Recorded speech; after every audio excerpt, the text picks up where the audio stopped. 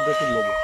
সেইকাৰণে তেখেতলোকক মাটিটো অলপ মিডিয়া ক্লাছ কৰিব লাগিব गय आबाद मावग्रा आबादारिफोरनि थाखाय सांग्रांथि रादाब नोंथाङाबो गय आबाद मावो नामा जुदि मावोब्ला बे समाव सांग्रां जानाया जोबोद गोनांथार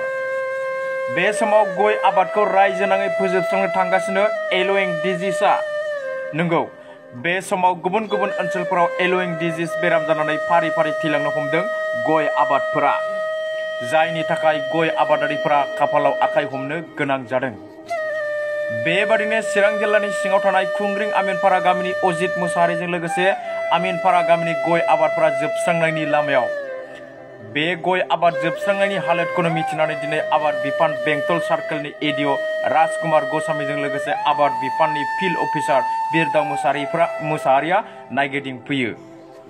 बेजों लोगोसे एडिअ राजकुमार गस्वामीया फोरमायनाय बादिब्ला बे गय आबाद थैनायनि बेरामखौ एलोइं डिजिज होननानै फोरमायो जायखौ होबथानोब्ला आबादारिफोरा जोबोद सांग्रां जानांगोन आरो आबादखौ जोथोन लानायजों लोगोसे मुलि बाहायनो रोंनांगोन होनना बुंथियो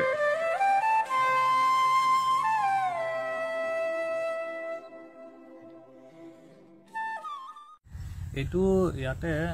খুংৰিং আমিনপাৰা গাঁৱত আজি আমি আহিছোঁ আৰু ইয়াতে যিটো আমি তামোলৰ বেমাৰ যিটো বিশেষকৈ দেখিবলৈ পাইছোঁ এইটো য়েল্লোইং ডিজিজ বুলি কয় মানে হালধীয়া পৰি যোৱা বেমাৰ তো এই বেমাৰটো পোক এটাই বিয়পায়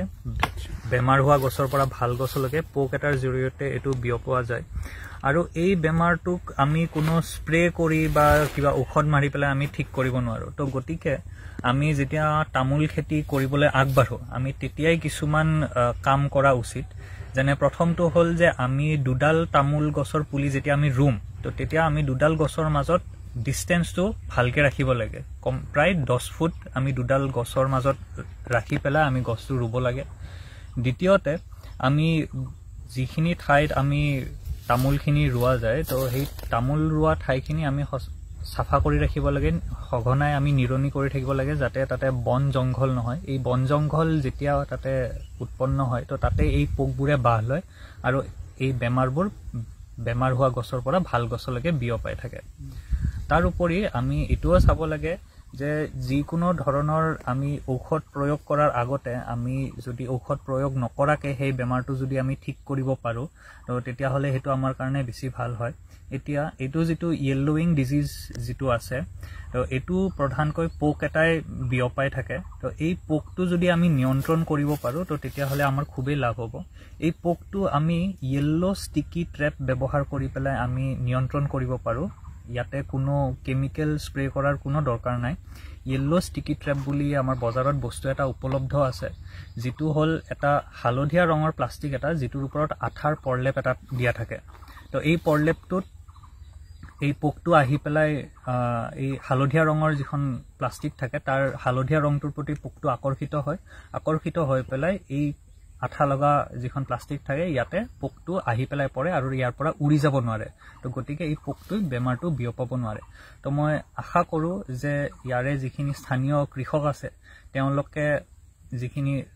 লব লগা যিখিনি ব্যৱস্থা আছে সেই ব্যৱস্থাপনা তেওঁলোকে গ্ৰহণ কৰে আৰু তামোল খেতি কৰি পেলাই আৰ্থিকভাৱে নিজকে উপস্থাপন ভালকে কৰিব পাৰে এইখিনি মই আশা ৰাখিলো কিবা এটা আপোনাৰ ডিপাৰ্টমেন্ট পৰা প্ৰটেকচন কৰিব কাৰণে ৰাস্তা আছে কিবা ইয়াৰ পৰা বৰ্তমান আমাৰ ডিপাৰ্টমেন্টৰ পৰা আমি তো সদায় থাকুৱে আমি খেতিয়কৰ লগত ওতপ্ৰোতভাৱে জড়িত আমাক যদি খেতিয়কক যদি কিবা সহায়ৰ দৰকাৰ হয় আমাক ডিপাৰ্টমেন্টক আমাৰ লগত যদি সংযোগ কৰে আমি নিশ্চয় তেওঁলোকক সহায় কৰিম তাৰ উপৰি সময়ে সময়ে আমাৰ ডিপাৰ্টমেন্টত বিভিন্ন বস্তু বিভিন্ন ইকুইপমেন্ট আহি থাকে যেটো আমি খেতিয়কলৈকে আমি আগবঢ়াই দিও খেতিয়কে যদি আমাৰ ডিপাৰ্টমেন্টৰ লগত যদি সংযোগ ৰাখে তো তেওঁলোকক আমি নিশ্চয় এই বস্তুবোৰ আমি যোগান ধৰিব পাৰো